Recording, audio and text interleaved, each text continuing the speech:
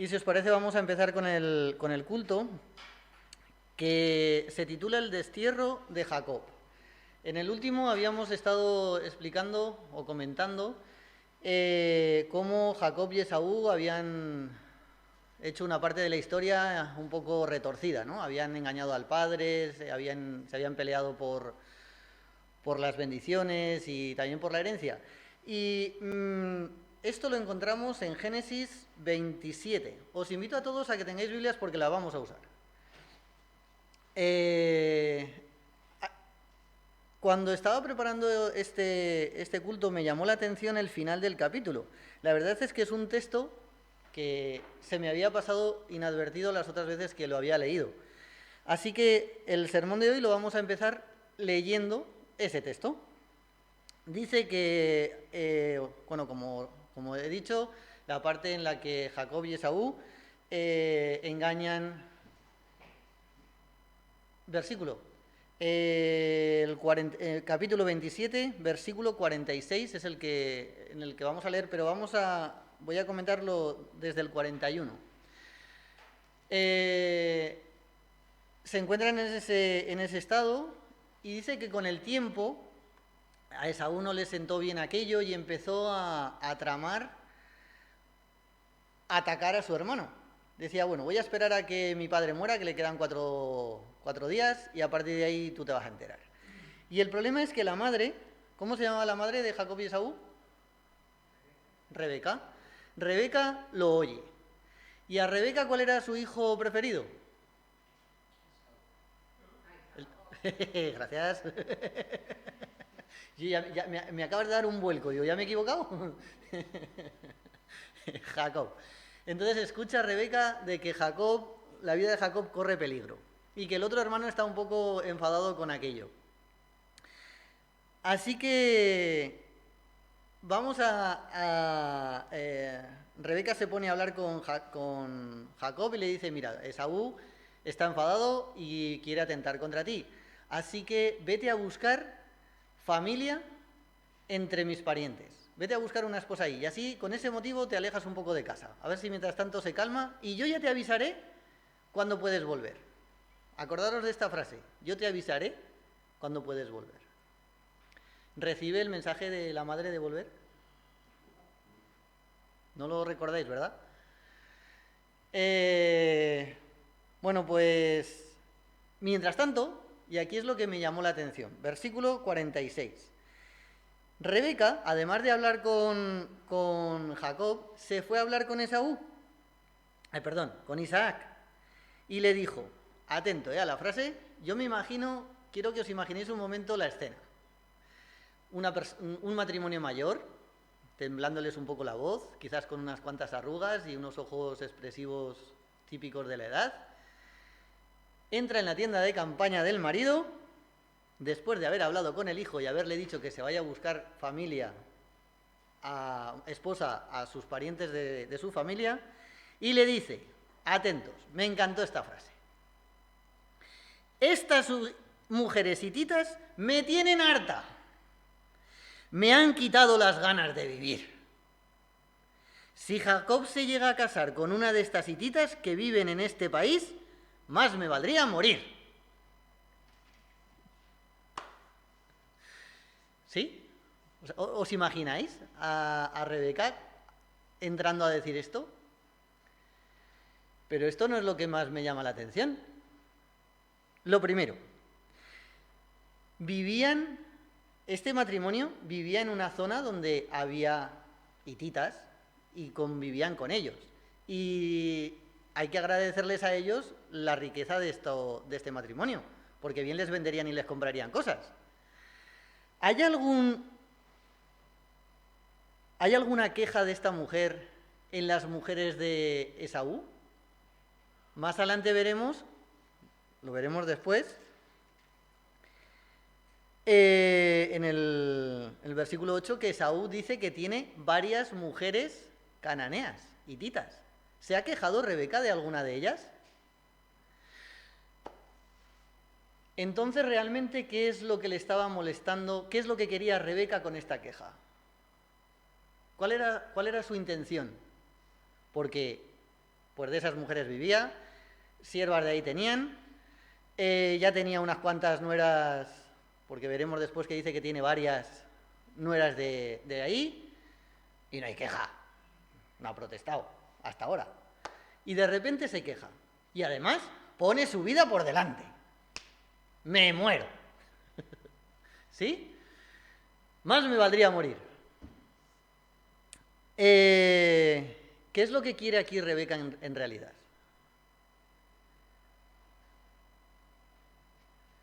Una justificación de por qué se va a su hijo. Lo que quiere es que el marido tome una decisión. Es que coja al hijo y lo eche. Y lo mande a buscar mujer. Oye, pero es curioso, a este marido le había tocado ir a buscar mujer. Se la habían traído. Y no se había quejado, ¿eh? La vio y la conoció. No se quejó. Sin embargo, a este hijo, o sea, este mismo personaje, en lugar de hacer eso, lo mismo que había hecho su padre con él, no, el hijo se queda en casa y al siervo lo manda a buscar mujer, lo saca fuera. Y dice, Isaac llamó a Jacob, capítulo 28, versículo 1. Isaac llamó a Jacob, lo bendijo y le ordenó. Cuidado ahí. No te cases con ninguna mujer de aquí, ni de Canaán. Vete ahora mismo a Padán Aram, a casa de Betuel, tu abuelo materno, y cásate allí con una de las hijas de tu tío Labán. Volvemos otra vez al texto. No te cases con ninguna mujer de aquí. Vete ahora mismo.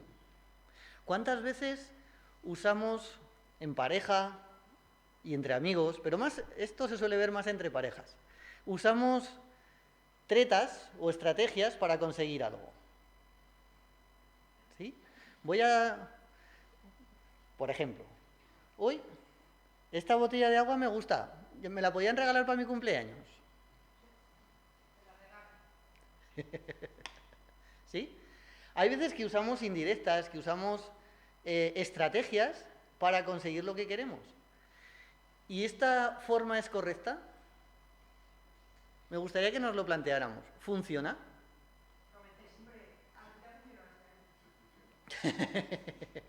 No, eso no fue indirecta, eso fue directa.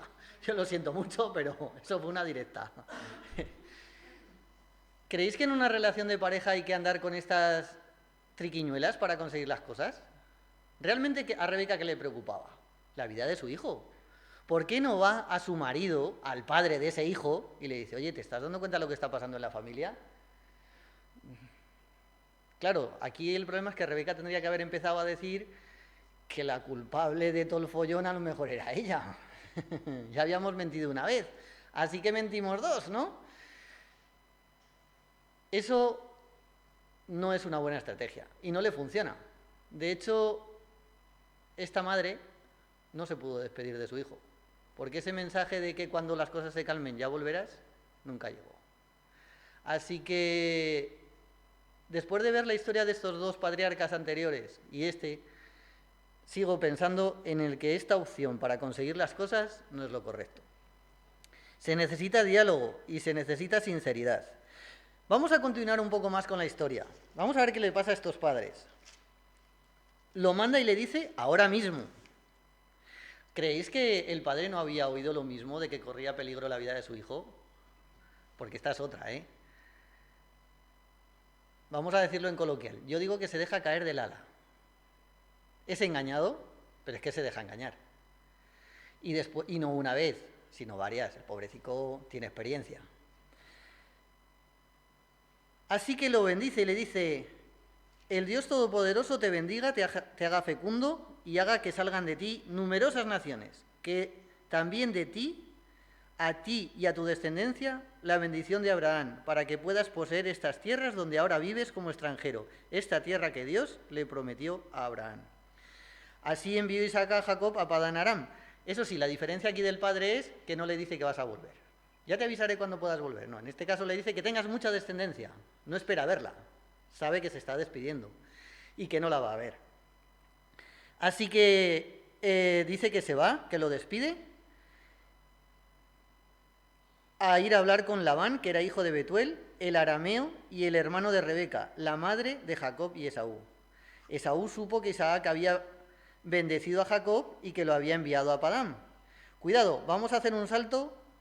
Bueno, sigo leyendo. Estamos en el versículo 6. También se enteró de que al bendecirlo le dio orden de que no se casase con ninguna cananea. Versículo 7.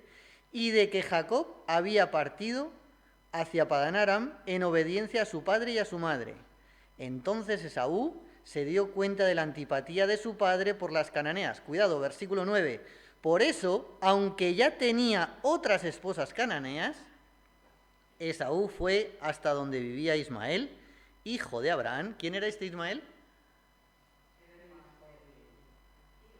El tío. Va hasta su tío, o sea, Rebeca manda a su hijo al tío por parte de Rebeca. Y Esaú se va al tío, pero por parte del padre. Y se casó con su hija Magalat, es decir, su prima, que era hermana de Nabaiot. Otra curiosidad del capítulo. ¿Cuántas veces aquí qué es lo que encontramos? A un hijo que se entera de que algo no le gusta a sus padres, dice, pues para que te fastidies, toma. Pero dice el texto que ya tenía otras. O sea, no es la primera, como hemos dicho antes, y nadie se queja. ¿Cuántas veces hacemos las cosas para ofender o afectar a otro? Ah, ¿que no te gusta esto? ¿No te gusta el caldo? Toma 2 tazas. ¿Sí? En realidad, ¿quién nos estamos afectando cuando tomamos esas decisiones? Cuando nosotros decimos, ah, ¿que tú quieres que yo haga esto? Pues voy a hacer lo contrario. Generalmente suelen ser decisiones pensadas, meditadas, equilibradas, responsables. Suelen esta forma de actuar así de revuelta, ¿suele llevarme a tomar una decisión correcta en mi vida? No. La experiencia me dice que no. Y en la Biblia tenemos el ejemplo de que no. ¿Le va bien a Esaú? Esta mujer es la mujer que lo salva del politeísmo, del ateísmo. ¿Lo acerca más a Dios esta mujer? Los ismaelitas creían en Yahvé. Sí. ¿Quiénes son los descendientes de los ismaelitas? El mundo árabe. No se nos olvide, ¿eh? O sea, hace unos años, sabéis que en Monzón hay un Belén muy, muy grande, muy famoso. Un chico de religión, sus padres más bien eran de religión musulmana, entró y se puso a romper el Belén y a saltar encima y gritar Alá es grande. Y a mí me impactó, nosotros llegamos poquito después de que esto ocurriera y el coordinador de ese Belén, el coordinador, no es el dueño, pero el responsable, vamos a decir así, de ese Belén, estaba en ese momento que ocurrió aquello y cogió a este chico de 14 años, lo cogió, lo bajó, bueno, se montó ahí, llegó la policía y todo lo demás, y este hombre le explicó, oye, ¿sabes? Acabas de cargarte un ángel de tu Yahvé. O sea, tú estás diciendo que Alá es grande, y Alá es el dueño de esos ángeles que hay ahí. Y nosotros creemos que el hijo de Alá es este bebé que hay aquí. Pero el Alá, el Dios, hay una frase que nosotros tenemos en castellano que es ojalá. ¿Sabéis de dónde viene ese ojalá? Viene de la época árabe de convivencia con el castellano. Es o Alá, o Dios me lo conceda. Ojalá Dios me lo dé. Ese jalá que nosotros tenemos en castellano es el Alá musulmán. No se nos tiene que olvidar. Que el Alá, el Dios Padre, es el mismo. Otra cosa es lo que ya creemos a partir de Cristo. Eso ya es diferente. Hasta Abraham, hasta este profeta que tenemos aquí, este profeta también lo tienen. Hasta aquí compartimos. A partir de ella tenemos unas discrepancias. Pero hasta aquí no. No creáis que tenemos tanta diferencia con el mundo musulmán, que lo siento mucho, pero no es así. ¿Vale?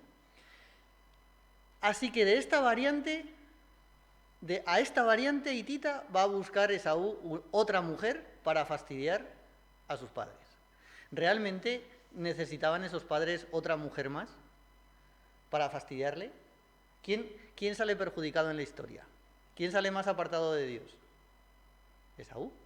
A estos padres les quedaba poco tiempo de vida. Sin embargo, a Esaú le quedó toda una vida para aguantar a una mujer más que no lo iba a llevar a Cristo.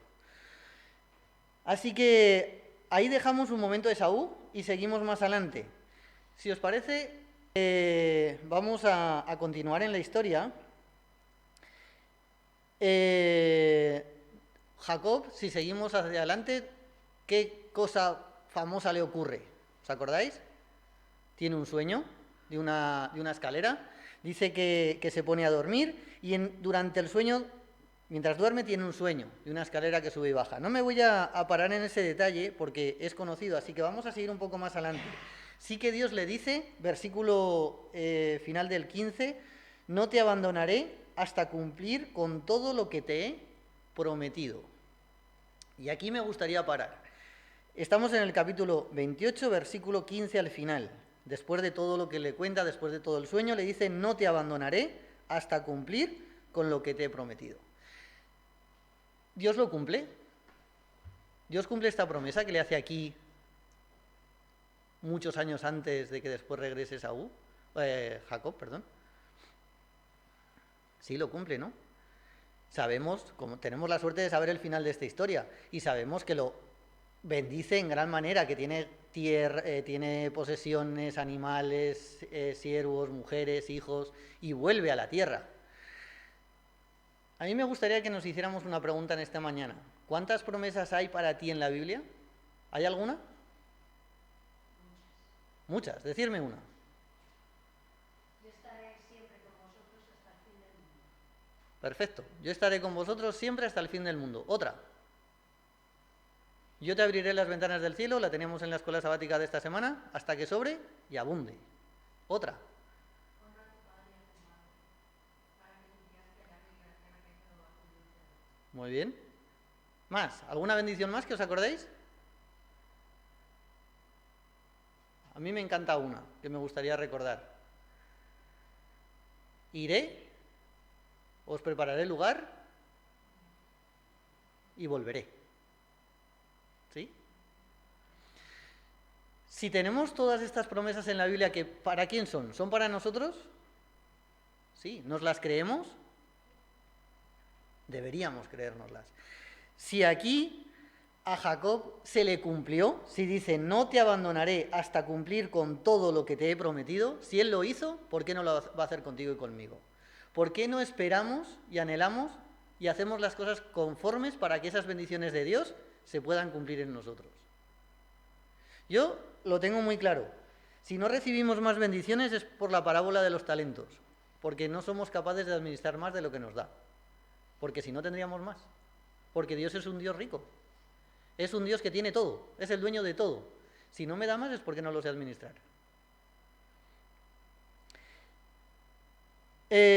Vamos a continuar con el final de este capítulo, nos vamos al versículo 20 y dice lo siguiente. Aquí quien habla es Jacob, le contesta a esa promesa y a ese sueño y le dice, si Dios me acompaña y me protege en este viaje que estoy haciendo, y si me da aliento y ropa para vestirme, y si regreso sano y salvo hasta la casa de mi padre, entonces el Señor será mi Dios. 22. Y esta piedra que yo elegí como pilar será casa de Dios, y de todo lo que Dios me dé, le daré la 10ª parte. Estos dos textos también me han llamado mucho la atención. ¿Cómo empieza la frase de Jacob? ¿Lo tenéis alguno? Sí. Condicional. Si Dios me acompaña. Oye, has tenido un sueño. Dios te ha dicho que no te abandonaré hasta cumplir con todo lo que te he prometido. Y ahora llega el otro. Si Dios me acompaña. Y a veces creo que Dios tiene una paciencia con nosotros espectacular. Yo, no es la primera vez que lo he dicho y lo vuelvo a repetir. Cuando Dios le ofrece a Moisés cargarse al pueblo, Si llego a ser Moisés, da por hecho que aquello termina. Pero es que no es la primera vez. O sea, qué paciencia. Si Dios me acompaña y me protege en este viaje que estoy haciendo y me da aliento, o sea, solo le pide vida, que lo mantenga con vida, que no lo mate, y ropa para vestirme, y me lleva de regreso sano y salvo a la casa de mi padre, le preocupa volver otra vez a su casa, entonces el Señor será mi Dios. Oye, qué buenos somos para poner condiciones. Si te están dando todo, ¿por qué tú estás ahí condicionando? ¿Y por qué no te lo crees? ¿No? Si me permitís, vamos a dar un pequeño salto y vamos a cuando está Jacob abrevando las ovejas. ¿Os acordáis de lo que hace para... Llegan a un acuerdo con Labán, donde le dice que las ovejas y cabras que sean rayadas serán de Labán, y las que, o al revés, las rayadas serán las de Jacob y las que no sean rayadas serán las de Labán. Y entonces Jacob se inventa un sistema que pone unas varas, les hace unas marcas, y cuando van a beber sus ovejas pone las varas, según él, para que aparezcan rayadas. ¿Os acordáis de esta historia? Si os digo la verdad, la he escuchado de niño muchas veces. Y me quedaba con las ganas de decir, bueno, ¿y esas varas ahí qué misterio tienen? O sea, ¿qué explicación tienen? ¿Realmente que tú pongas unas varas clavadas en un abrevadero de crío? Os puedo asegurar que estando en Olot cogí unas varas y las clavé en un abrevadero, a ver si pasaba algo. Y no pasó nada, lo siento.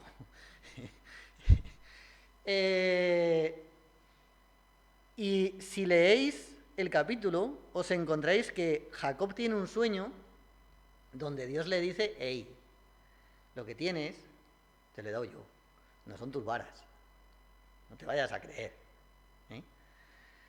Dios sigue estando allí.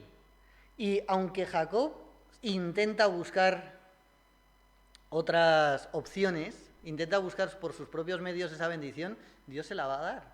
Si es que se la ha prometido, simplemente se debe de comportar. Así que aquí Jacob se vuelve otra vez a atrever a retar a Dios. Si realmente me bendices, si me das simplemente la vida, si me permites regresar a casa de mi padre, entonces el Señor, Yahvé, será mi Dios. Y esta piedra que yo elegí como pilar será una casa de Dios, y de todo lo que Dios me dé, le daré la 10ª parte. ¿El diezmo ya existía? ¿Jacob sabía del diezmo? ¿Cuál era la vez anterior que leemos cosas del diezmo en la Biblia? ¿Os acordáis?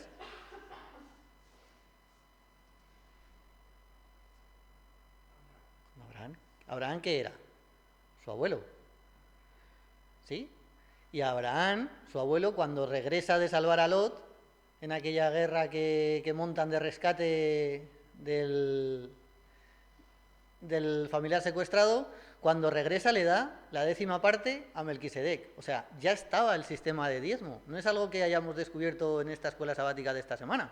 Es algo que ya lleva desde el inicio del mundo, de la historia. Así que le dice que le daré aquella, de todo lo que me dé, la 10ª parte.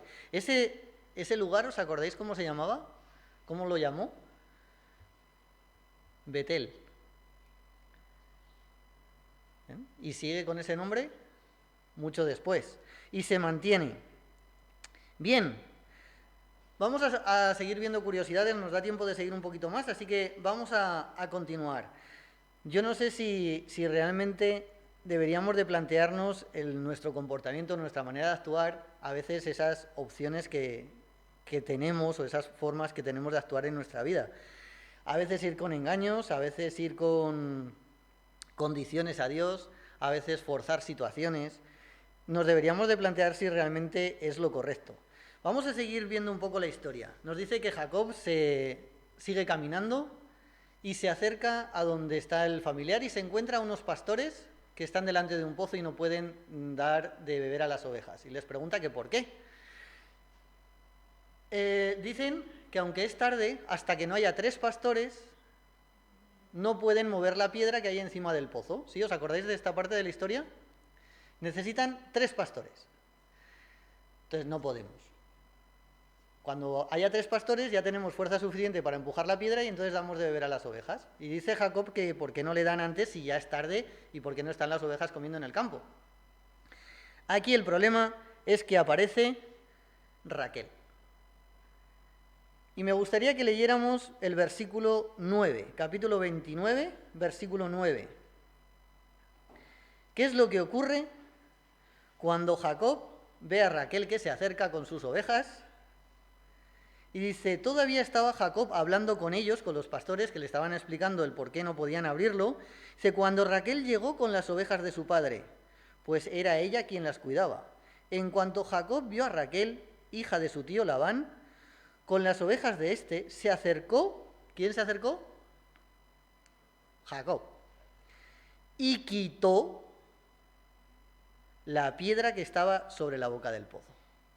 ¿Cuántos quitaron la piedra? 1. Quitó. Así que hay veces que ponemos excusas para no hacer las cosas. ¿No? ¿Os suena de algo? Es que cuando llegue fulanito empezamos. O cuando... Si realmente quieres. Fíjate este. Raquel no debía de estar mal, pero él puso también su esfuerzo. Y la piedra la quitó. Y dio de beber a las ovejas. 2 cosas que podemos aprender de este versículo. Labán tenía muchas ovejas. Era próspero, era rico. ¿Qué pensáis? Hombre, pocas no tenían.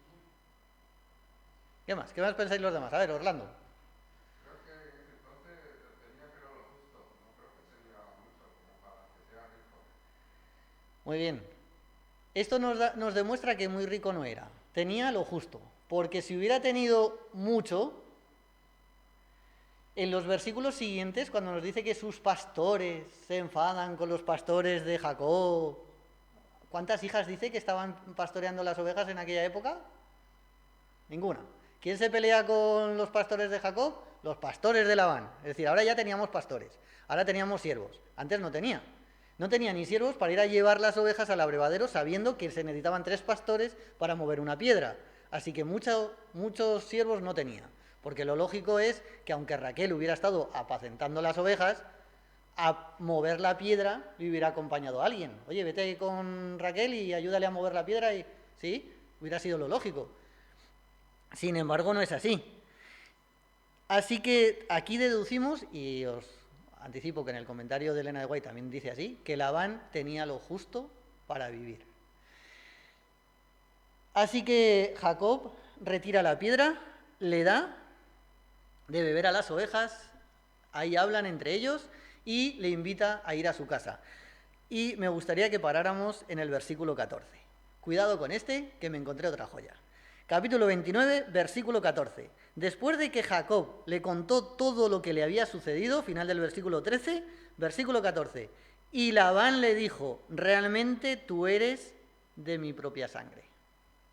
¿Sí? Y cuando estaba leyendo esto dije, bueno, pues bien, es que claro, son familia, ¿no? El problema es que son algo más que familia, porque este texto va a ser profético. Son más, realmente tú eres de mi propia sangre. Labán no sabía, o sí sabía muy bien, lo que estaba diciendo. Porque ¿qué es lo que le había contado Jacob para que Labán responda a esto? Lo que había pasado con su hermano y por qué había huido de la casa. O sea, ¿qué haces aquí? Ah, pues el motivo del viaje pues es este. Labán le está diciendo, le está demostrando cómo es su carácter. Tú has engañado, por el engaño estás aquí y tú eres de mi sangre. Hay veces que tenemos señales que nos pasan desapercibidas y después nos damos golpes por no haber leído las señales. Y aquí Jacob se va a dar un golpe tremendo por no leer las señales. Porque él le está contando una mentira, una traición, un engaño. Y le está diciendo Labán, tú eres como yo. ¿Sí? Le está soltando eso. Me alegro, chico. Qué bien nos lo vamos a pasar. Tú eres de los míos, ¿no? Eso es lo que le está diciendo. Y más adelante se lo va a demostrar. El problema es que lo va a sufrir. Vamos a continuar un poco más con la historia. Nos quedan 5 minutos. Dice que lleva un tiempo en el que está trabajando Jacob para Labán. Todos conocemos esa parte de la historia. Y decide pedirle un salario. Oye, aquí, para que no te vayas, te voy a ofrecer un sueldo. Estás trabajando para mí, tienes algo más que comida, hemos crecido mucho, te ofrezco un sueldo. Y aquí Jacob, ¿qué le dice? Bueno, sueldo no me des, pero me das una de tus hijas. Quiero a Raquel. ¿Sí? Y Labán se queja. No hay problema. 7 años. Vamos a pararnos un poco en esta costumbre. A las mujeres se las compraba o se entregaba una dote por ellas para casarse con ellas. Elena de White plantea una manera diferente de ver esto. Más que comprarlas, que es algo que se usa actualmente, ¿cuál era la función inicial de ese trato, entre comillas? ¿Por qué? El valor de la mujer. Correcto. Era para valorar a la mujer y sobre todo para que el marido demostrara que era válido para esa mujer. ¿Sí? Y vamos a llevarlo a nuestra vida actual. ¿Qué ocurre con muchas parejas? Se casan o se juntan y se van a vivir a casa de los padres. Yo conozco algunos. ¿Trabajo? No. ¿Estudio? Apuntarme, me apunto en algo. Otra cosa es que lo haga. ¿No? Sin embargo, si tú ya has trabajado y me da igual que sea un hombre que una mujer, te sabes desenvolver como un adulto, serás capaz de llevar vida de adulto. El problema es que a veces queremos hacer cosas de adulto sin comportarnos como adultos. Solo quiero esto que me gusta, el resto no. El trabajo y el esfuerzo, no. Y para demostrar que esto era así, los padres devolvían la dote, que era lo que se llamaba, se la devolvían a las hijas. Es decir, los padres no ganaban nada con aquella venta, sino que le volvía otra vez al marido, pero por el lado de la mujer. ¿Sí? Este detalle no me había dado cuenta. Pero después Rebeca y Lea lo dicen más adelante, así que sí tiene su fundamento. Así que de esta lección podemos aprender que tenemos que mirar cuál es nuestra pareja y cuál es nuestra elección en la vida. Tampoco hace falta esperar hasta los 36, ¿eh? Tampoco me cogéis de ejemplo. Pero sí, tanto no hace falta esperar. Pero sí tenemos que tener cuidado y analizar la situación antes de tomar esa decisión y ver de qué vamos a vivir, con qué vamos a vivir, qué planes de futuro tenemos. No solamente elegir la pulsera que te quiero regalar. Así que eso es algo que debemos de tener en cuenta. Jacob dice que trabajó por Raquel 7 años. Me gustaría que nos paráramos en otro detalle, y con este vamos a ir concluyendo, en el que después de trabajar esos 7 años, aquí yo tenía una confusión. Acaban los 7 años, se celebra la boda, le dice, hey, los 7 años ya han pasado, que por cierto, ¿quién se lo dice a quién? Jacob a Labán. Labán no lleva las cuentas, ¿eh? Si quieres trabajar uno más, por mí no hay problema. ¿Os acordáis de lo de eres como yo? Pues aquí tenemos la siguiente parte de la historia. Llega Jacob a Labán y le dice, ya han pasado los 7 años, dame a Raquel. Y sí, Labán no tiene problema. Llama a los vecinos, familiares, amigos, monta una fiesta. Pregunta número 1. ¿Creéis que iba muy sobrio Jacob cuando entró en la tienda? Pues hombre, no se acercaría como ahora, pero la debería conocer un poco más. ¿No? 7 años y no todavía mucho. O sea, yo lo siento mucho, pero muy sobrio no iba. Algo que no debía había tomado. ¿No? Esto nos puede enseñar a que tomar esas sustancias puede que no nos sean lo mejor para nuestra vida, puede que nos traigan malas consecuencias, aunque no nos lo creamos en un momento, pero nos la van a traer. Y aquí se lo trae, porque a mí que no me digan que Jacob no tiene posibilidades de saber que le han cambiado a la mujer, que llevaba ya 8 años, no 7, o más de 7, porque llevaba un tiempo trabajando, conociendo a las dos hermanas, así que le quiten un velo no me demuestra a mí nada. También Lea tuvo que usar sus ingenios femeninos, porque mucho tampoco habló. Si hubieran hablado, también lo hubiera sabido reconocer. Aquí yo pensaba, ¿cuántos pensáis que vuelve a trabajar otros 7 años para casarse con Raquel? ¿Quién piensa esto de la historia? Yo también, levanto la mano. Yo pensaba que trabajó otros 7 años para casarse con Raquel. ¿Y la realidad fue? Ya, luego se casó. ¿Cuánto tiempo? Pues enseguida se casó. Más de 7 que se marcharon, ¿no? Es la jugada aquí de Labán y Jacob. Si eran los dos tal para cual, si eran los dos igualitos, pobrecicos. Se casa con Lea. Bueno, lo casan con Lea, vamos a decirlo así. Ahí llega Jacob y se queja. ¿Cómo me has hecho esto? Me has engañado.